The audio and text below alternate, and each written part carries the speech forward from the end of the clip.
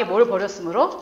여호와의 말씀을 버렸으므로 여호와께서도 왕을 버려 왕이 되지 못하게 하셨나이다 하고 이제 이때 사울은 끝났어요. 이때부터 회복을 못했고 여기 하나님께서 하나님의 말씀을 얼마나 소중하게 생각하시는지 알겠죠. 말씀을 버렸으므로. 사울이 근데 이게 마지막 정말 갈수록 가관이거든요. 갈수록. 이게 교만으로 인해서 정신 나간 사람의 특징이에요. 갈수록 가관이에요. 다 같이 한번 읽어보실까요? 시작. 사울이 사무엘에게 이르되 내가 범죄하였나이다. 내가 여호와의 명령과 당신의 말씀을 어긴 것은 내가 백성을 두려워하여 그들의 말을 청종하였음이니이다. 여기까지 들으면 약간 회개하는 것 같잖아요. 제 잘못이에요. 제가 백성을 두려워했습니다. 근데 아니에요. 이게 그 다음 것까지 들어보면 이게 회개하는 게 아니에요. 시작. 사울이 이르되 내가 범죄하였을지라도 이제 청하옵나니 내 백성의 장로들 앞과 이스라엘 앞에서 나를 높이사 나와 함께 돌아가서 내가 당신의 하나님 여호와께 경배하게 하소서 하더라. 이게 이제 과관이죠. 제가 범죄했습니다. 회개하길 원합니다. 이렇게 해야 될 거잖아요. 내가 백성들을 두려워해서 그랬습니다. 근데 지금 뭐라 그래요? 나를 백성들 앞에서 어떻게 달래요? 높여. 어떻게 이럴 수 있지? 자기가 지금 왕 지금 잠깐만. 왕을 버려 왕이 되지 못하게. 지금 왕 끝났거든요, 지금? 너 이제 왕 끝! 이거는 별 중요한 게 아니에요. 하나님의 말, 이게 정말, 이게 도대체, 하나님이 너 이제 왕 끝이란다. 그것이 안 중요한 거예요. 그러니까 하나님을 엄청 멸시하는 거죠. 사울은 백성들이 왕이에요. 자기의 하나님이에요. 하나님을 완전 무시. 하나님이 너 왕 끝났단다. 상관도 안 해, 그거는. 아, 내가 백성을 두려워해서 잘못했다, 이게 아니에요. 내가 백성을 두려워하니까 끝까지 백성들 앞에서 나를 높여달래요. 이게 도대체. 이해되세요? 정말. 백성들과 장로들 앞과 이스라엘 앞에서 나를 높이사 나와 함께 돌아가서 내가 당신의 하나님, 이거 지금 자기 하나님은 아닌 거죠. 계속 당신의 하나님이라고 부르거든요. 그러니까 뭐 당신 하나님이 나보고 왕이 끝났다 했든 중요한 게 아니고 나는 그냥 왕인 거예요, 지금. 이게 진짜 도대체. 이게 교만이 굉장히 치명적인 바이러스고 정말 암 중에서도 진짜 아주 심각한 암이에요. 다 잠식해가지고 정상적인 사고를 할 수 없게 만들고. 자, 그런데 당신의 하나님과 여호와께 경배하게 해달라고 했는데 제가 조금 이제 여기는 없지만 제가 조금 이해가 안 되니까 사무엘이 저 말을 들어줘요. 그래서 마지막으로 같이 예배를 같이 드려줘요. 이게 내가 조금 인간적으로는 이해가 되는데 왜 그랬을까? 살짝 이해가 안 되고, 그리고 돌아가서 사무엘이 밤새 슬퍼해요. 그리고 다시는 사울을 만나지 않거든요. 왜냐하면 사무엘이 이제는 안 거예요. 더 이상 소망이 없구나. 소망을 가지면은 만나서 얘기를 하고 이렇게 하는데, 제가 생각할 때 같이 예배를 드려준 것도 이 사람은 소망이 없구나가 이게 결정이 된 것 같아요. 사무엘이. 안 그랬으면은 화를 내고 그렇게는 할 수 없습니다. 이렇게 하고 뭔가 여지를 남기고 다음에 뭐 어떻게 이렇게 했을 텐데, 그걸 제가 조금 이해를 할 수 없어요. 왜 같이 예배를 드렸을까? 지금 당신의 하나님 이러면서 그거 가지고 와서 지내는 거 아니에요? 그 양 그거 다 진멸하라고 한 거 그거 가지고 와서 지낸 거 아니에요? 왜 사무엘이 지내줬을까? 그래서 조금 이해가 안 가더라고요. 아무튼 이 뒤로 사울은, 저는 이때부터 조금 미쳤을 거라고 생각하는데 진짜로 이제 미쳐가지고 악신에게 붙잡히고 이렇게 합니다. 그래서 교만, 즉 자기중심, 자기가 백성들에게 어떻게 비치는지 그게 너무 중요한 거죠. 사울은. 교만과 자기중심은 패망의 선봉이요, 거만한 마음은 넘어짐의 앞잡이니라. 그래서 이제 사울은 망했죠. 저 뒤로 이제 사울은 왕에서 끝나고 그 뒤로 그러니까 사울은 여러분 전쟁을 잘했어요. 사울이 승리한 전쟁이 굉장히 많았거든요. 그래서 사울은 이스라엘을 위해서 전쟁해주는 거의 기계처럼 전쟁해가지고 땅은 다시 찾고 이렇게 했지만 이때 하나님은 사울을 버리셨어요. 근데 사실 좀 이해가 되죠. 이 사울의 반응을 보면 돌이키지 않잖아요. 돌이키지 않아요. 끝까지 돌이키지 않고 끝까지 말도 안 되는 소리를 하고 있죠, 지금. 그래서 이제 그 사람은 여기서 끝났어요. 정말 나는 이해가 되지 않아요. 자, 미가서에 보면 이런 말을 합니다. 사람아, 주께서 선한 것, 좋은 것이 무엇인지 너에게 보여주셨다. 너무 좋지 않아요? 하나님께서 이게 좋은 거다라고 보여주셨다는 거예요, 미가. 이거 찬양도 있는데 옛날 우리 교회 목사님이 지으셨는데 하여튼 여러분 아실 거예요.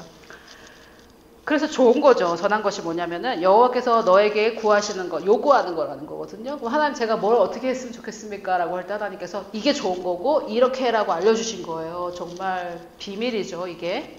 오직 정의를 행하고 인자를 사랑하며, 인자는 긍휼이에요. 어떻게 하는가? 겸손하게 하나님과 함께 동행하는 건데, 하나님과 동행하려면 교만하면 동행할 수 있을까요? 동행할 수 없죠. 교만하면 하나님과 동행할 수 없어요. 하나님과 동행, 하나님이 항상 함께 하시는 자, 요셉이 하나님과 항상 함께해서 요셉이 형통한 자였는데 교만하면 하나님이 함께하지 않으세요. 바로 사울도 버리시고, 물론 우리는 이제 거듭난 자들은 버리지 않으시지만 지금 혼의 영역에 하나님께서 완전히 멸시하시는, 싫어하시는 그런 자세가 바로 이 교만이라는 거예요. 그래서 겸손하게 하나님과 동행하는 것을 하나님께서 우리에게 보여주신 거죠. 엄청 많지 않아요? 성경 신구약에 겸손과 교만에 대해서 엄청 많더라고요. 우리가 잘 몰라서 그랬는데 진짜 많아요. 제가 지금 10분의 1도 안 한 거거든요. 교만과 겸손에 대한 말씀. 그래서 결론은 하나님과 동행하려면 어떻게 해야 됩니까? 겸손해야 돼요. 그러면 그 사람에게 하나님의 능력이 풀어져 나가고, 자, 또 몇 가지 말씀을 좀 더 보고 다윗에 대해서 좀 얘기해보고 마칠게요. 겸손과 여호와를 경외함의 보상은 뭐랍니까? 생명과 영광과 생명입니다. 우리 인생의 문제가 뭐예요? 돈, 건강, 인간관계. 돈, 건강, 인간관계. 제가 그러면은 그 사람의 삶에 돈, 인간관계, 건강에 문제가 많은 이유는 교만해서. 그러면 돈, 인간관계, 건강에 하나님의 소테리아가 풀어져 나가려면 겸손해야 되는 거예요. 이게 이런 말씀이 있었어요. 나는 몰랐는데. 그래서 겸손하고 여호와를 경외하면 내 인생의 세 가지 문제가 해결되는 거예요. 그래서 겸손은 우리가 지금 배워가고 있고, 여호와를 경외하는 것이 무엇인가?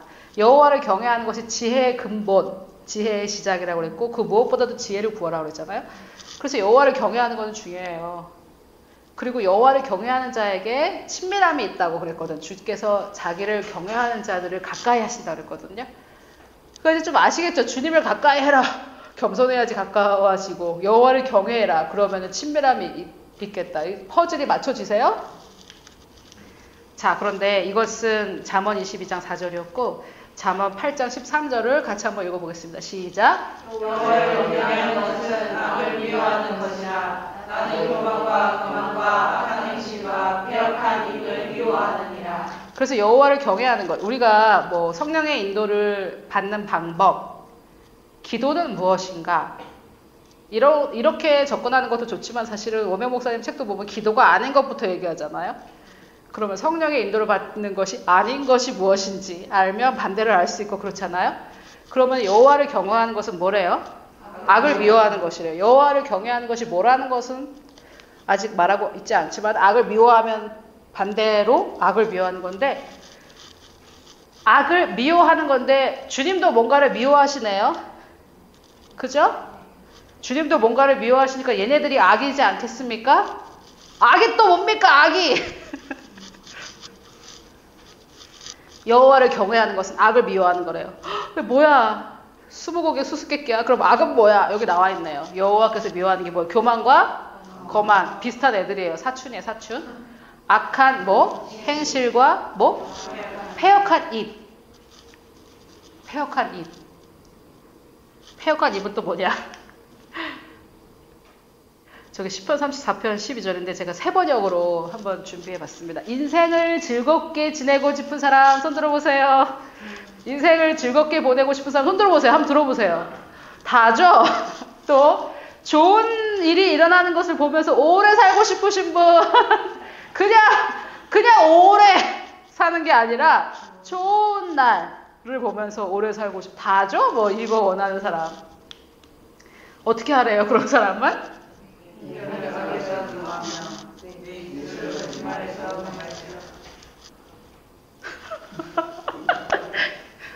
그래서 제가 또 뭔가 하나 깨달은 게 많은데 하나 깨달은 게 있는데 사람들은 자기 가치를 모르기 때문에 어떤 행동을 하는데 그 행동이 어떤 결과를 주는지를 몰라요.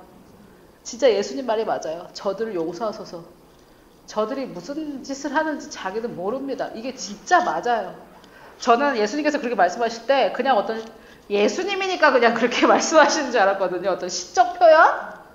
근데 그게 아니더라고요. 진짜 자기가 그런 말을 내뱉는 게 어떤 결과로 오는지를 정말 모르는 거예요. 진짜 모르는 거예요. 그게 어떤 영향을 나한테 미치는지. 그렇게 독한 말이라고 생각 안 하죠. 하는 사람들은. 그렇게 독한 말을 이렇게 할 때 우리가 뭐 이렇게 물에게 말을 하면 물이 뭐 이렇게 변하고 막 식물들에게 말을 하면 식물이 영향받아서 그렇게 하는데 반대로 하면 그렇게 될 텐데 제일 먼저 닿는 곳이 어디예요? 자기 구강 구조 여기 닿잖아요. 말 딱 나올 때. 그러니까 독을 혀 밑에 품고 있는 거랑 마찬가지라고 하거든요. 이게 이것의 영적 현실을 알면 제발 가만히 좀 계시옵소서 이렇게 말할 수밖에 없어요. 그런데 모르는 사람은 잔소리한다고 생각하는 거죠. 이게 정말 딜레마거든요. 근데 진짜 말은 중요해요. 우리가 알게 모르게 하지 말아야 될 말은 하기는 하지만 이러한 영적 현실이 있다는 것을 우리는 꼭 알아야 돼요. 하나님께서는 혀에서 어떻게 하래요? 악을 금하고 입술에서 뭐를? 거짓말은 정말 심각한 거예요. 그리고 하나님께서 십계명에 거짓말 하지 말라고 하신 게 아니라 거짓 증거하지 말라고 그랬거든요. 거짓 증거는 뭔지 아세요? 거짓 증거는 거짓말은 아니에요. 이 둘이 싸웠어요. 자녀가 둘이 싸웠어요. 근데 우리가 형을 먼저 10대를 때렸어요. 그래서 얘가 크게 한 대 톡 때린 거예요. 근데 이거 엄마한테 자기가 때린 거는 먼저 때린 거는 말해요 안 해요? 안 해요. 그리고 누가 때린 걸 얘기해요. 형아가 때린 거만 말하죠. 의도가 뭐예요? 의도가 이 상황을 자기에게 유리하게끔 권위자에게 보고하는 거잖아요. 요게 거짓 증거예요. 그래서 듣는 사람으로 하여금 상황을 판단을 못하게 하는 거죠. 듣는 사람으로 하여금 상황을 정확하게 판단하게 하지 않고 어떻게 하는 거예요? 자기에게 유리하게. 요게 거짓 증거고요. 거짓말은 아니에요. 나 거짓말을 안 했는데? 이렇게 말하는 거예요. 이 사람들은 잔머리가 팽팽 돌아가기 때문에 내가 10대 때린 거 말 안 하고 형이 한 대 때린 거 자기가 말 안 했을 뿐이지 거짓말이라고 생각 안 하는 거예요. 이게 거짓 증거예요. 요것도 하면 안 돼요. 하나님은 사실 거짓말 하지 마라 이렇게 안 하셨고 거짓 증거하지 마라 그랬거든요. 너의 이웃에 대해서 거짓 증거하지 마라. 근데 교만은 보여요. 저한테만 보이는 건지 모르겠어요. 거짓 증거를 하고 있으면 저는 그게 너무 보이거든요. 저렇게 좀 안 했으면 좋겠는데. 그리고 이제 그거는 그게 아니지 않습니까? 라고 얘기하면은 거짓말은 아니었던 거죠. 거짓말은 아니잖아요. 형이 한 대 자기 때린 게 거짓말은 아니잖아요. 하지만 상대방에게 상황을 나에게 유리하게 듣도록 만드는 것을 하나님께서 굉장히 싫어하세요. 그게 이제 거짓말, 거짓 증거 다 걔가 내나 걔가 걔예요. 이걸 하면 안 돼요. 패역한 입을 하나님께서 미워하세요. 자, 혀에서 악을 금한다는 게 잠언 18장 21절에 죽고 사는 것이 어디에 있답니까? 여러분 믿으세요? 내가 내 말 때문에 죽을 수도 있고 살 수도 있다는 걸 믿으십니까? 내 건강이 죽을 수도 있고 내 건강에 살 수도 있고 내 미래가 죽을 수도 있고 살 수도 있고 정말 심각한 얘기들이에요. 이 말들은. 악을 버리고 선을 행하며 어떻게 하래요? 화평을 쫓으래요.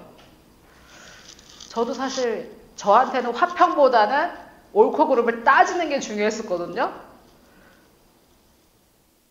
그리고 옳고 그름을 따지는 과정 속에서 했던 내 행위가 나에게 패망을 가져다 줬다는 걸 몰랐어요.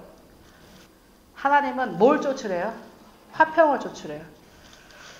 근데 저도 사실은 이제 겸손을 배우면서 제가 이거를 하고 있는데 사실 저는 옳고 그름 잘못을 저는 좀 따지고 싶은 성격이에요. 제 육신이에요. 근데 이제 그 육신을 죽이는 거죠. 육신을 죽이고 화평을 쫓는 건데 왜 그러냐면 그냥 개역 개정에는 교만에 의해서는 오직 다툼만 생긴다고 이렇게 되어 있는데 오직의 위치를 이렇게 어디로 둘 것인가 그건데요. 요 번역이 맞다고 생각해요. 왜냐면 교만은 뭐의 선봉이에요?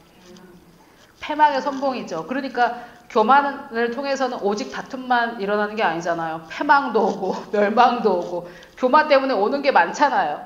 그러니까 개역개정에서 교만에 의해서는 오직 다툼만 온다. 그건 맞는 번역이 아니에요. 왜요? 교만하면 망하고 뭐 여러 가지가 많이 오잖아요. 잘못된 번역이에요. 오직의 자리가 잘못됐거든요. 뭐 오직 뭐 때문에 싸운다는 거예요? 두 사람이 싸웠다. 그러면 둘 다 교만해서 싸운 거예요. 그게 아니고 자꾸 시비를 걸잖아요. 그래도 내가 겸손하면은 뭘 쫓겠어요? 하나님이 뭘 쫓으라고 했으니까? 화평을 쫓으라고 했으니까 안 싸울 수 있는 거예요. 근데 왜 우리가 싸워요? 싸움을 걸면? 정의를 당당하게 잘못을. 그런데 다툼과 시기와 다툼이 있는 곳에 모든 악과 혼란이 있거든요. 그거를 진짜 믿는다면은 내가 이 사람이 나한테 싸움을 걸어서 내가 받아칠 수가 없는 거죠. 내가 이렇게 받아치는 순간 우리 집에는 모든 악이 임한다라는 걸 진짜 믿을 때 그렇게 할 수가 없는 거죠. 이게 다 심각한 말들이에요. 그런데 제가 무슨 생각을 좀 했냐면 이 교만과 겸손 강의를 준비하면서 어떤 사람은 이 강의를 들으면서 저 여자 왜 저렇게 열내고 저렇게 설교하지? 저거 당연한 거 아니야? 이렇게 생각할 수도 있겠다. 진짜 겸손을 배운 사람은 왜 저러고 저거를 왜 저렇게 얘기하지? 이런 거나 마찬가지. 예수를 안 믿지 마세요. 예수를 안 믿으면 안 돼요. 나 지금 예수 믿는데 우리가 이해가 안 되잖아요. 그런 것처럼 겸손한 자세를 가진 사람은 이게 진짜 도대체 이해가 안 되겠다. 당연히 하나님 말씀대로 해야지. 왜 저러고들 있지? 이게 난 도대체 이해가 안 될 수도 있어요. 어떤 사람한테는 말도 안 되는 이게 설교예요. 예수를 안 믿어서는 안 됩니다. 지금 막 그러고 있는 거 아니에요? 이 말씀을 교만과 겸손이라는 말씀을 전해야 된다는 사실이 되게 조금 어떻게 볼 때 슬픈 현실인 것 같아요. 그리스도인들에게 하나님의 말씀대로 해라고 설교를 해야 된다는 게 그렇지 않아요? 그리스도인이 뭔데? 하나님 말씀대로 하는 게 그리스도인인데 하나님 말씀대로 하지 않을 거면 그리스도인이라 하지 말던가. 그러니까 세상에 이름을 새로 붙여줬잖아요. 개독교라고. 기독교가 아니고. 제가 생각할 때는 하나님께서 우리에게 뭐라 그럴까? 회개할 기회를 주시는 이유가 교만으로 쪄들어 있는 세상에 우리가 태어났잖아요. 요게 말하자면 변명이라면 변명인 거예요. 태어나 보니까 다 그래가지고 미처 몰랐어요, 주님. 이게 되는 거죠. 그러니까 주님이 좀 하나를 이렇게 좀 봐주시는 거죠. 다 문화는 그런 거예요. 우리가 말씀을 읽지 않으면. 그게 하나 우리에게 하나님께서 주시는 변명. 그리고 여러분 여기서 나가서 이제 다 내일 직장 가실 거 아니에요? 가면 이제 다시 그 교만의 그 짠물 속으로 들어가는 거 아니에요? 어제 그 전도사가 했던 말대로 어떻게 살아 이렇게 되는 거죠. 다시 세상으로 가면. 제가 진짜 이 말씀을 발견하고 야, 내가 그렇게 해결하고 싶었던 인간관계 이 세 가지 문제의 답이 여기 있었구나. 진짜 여러분, 이 교만과 겸손은 진짜 내가 내 인생에 해결되지 않았던 그 문제 있잖아요. 그것에 어떤 정말 하나님이 주시는 정말 뭐라 그럴까, 비법이에요. 이 문제를 해결할 비법. 그리고요, 제가 한 가지 좀 더 말씀드리면, 아까 그 마음밭 있죠? 안 되면 어떡하지? 안 될 거야. 그거는 내가 쌓아 올리는 견고한 진이거든요. 이게 한번 진으로 쌓이면은 이게 나한테는 사실이 돼버려요. 그래서 아무리 제가 여기서 떠들어도 마음속에서는 그 진이 있기 때문에 어차피 안 될 거야. 이게 있어요. 그래서 일단 견고한 진으로 쌓이고 나면 너무 힘들어요. 왜냐면은 그거는 미혹된 거거든요. 견고한 진이라는 건 뭐냐면 내 마음이 믿었어요. 그거를 진리로. 그래서 나한테는 이게 진리예요. 하나님 말씀대로는 안 돼. 이게 진리예요. 나한테는. 견고한 진이라는 것은 내 마음이 믿은 거짓인데, 믿었다는 거는 뭐냐면 그건 나한테 진리예요. 요래되면 위험해요. 이제 그렇게 되면 안 깨져요. 그래서 마음을 바꿔야 돼요. 그때 이게 견고한 진으로 쌓여지기 전에 바뀌어야 돼요. 그 이제 참 귀한 말씀이죠. 되게 귀한 말씀인데 저도 힘들어요. 왜냐하면 잘 받아들여지지 않는 말씀이기 때문에 이거 전하는 게 너무 힘이 들어요. 이 문화가 정말 너무 이 교만으로 지금 우리가 짠 물속에 들어가가지고 다 쩔여 있는 오이지인데 거기서 막 이거를 맑은 물이 됩시다 이렇게 하는 게 너무 힘든 거예요. 자, 다윗. 여러분 그 얘기 다 들으셨어요? 지난주에 청소년 선교단체 대표가 2005년도인가 고등학생을 강제로 이렇게 뭐 겁탈을 한 거죠. 그래서 4년간 관계를 유지했다는데 저는 솔직히 이해가 안 돼요. 그렇게 하고 말씀을 전하고 또 전 사실 그게 뭐 그러면 사람들이 뭐라 그러냐면 죄 없는 자가 돌로 쳐라. 너는 죄가 없냐 또 이러는데 그런 문제가 아니고요. 저는 사실 그게 이해가 안 돼요. 그리고 제정신은 아닐 거라고 저는 생각이 들어요. 정신과 진료를 받아야 되지 않나. 어떻게 자기가 자기의 영적인 제자를 겁탈을 하고 4년간 그렇게 하면서 또 앞에 나가서 설교는 나는 이게 저정신은 아니라고 생각해요. 근데 문제는 그 사람은 바로 회개했죠. 대중에게 바로 회개하고 그 여자에게도 자기는 잘못했고 이렇게 바로 회개를 했어요. 반면 그 전에 대학생을 대상으로 했던 전병헌 목사는 지금까지도 사과를 하지 않고 회개하지 않고 있어요. 제가 가만히 보니까 한 사람은 사울 같고 한 사람은 다윗 같아요. 진심이라면, 이 이동현 목사가 진심이라면 들켜서 회개하는 거 아닙니까? 들켜서.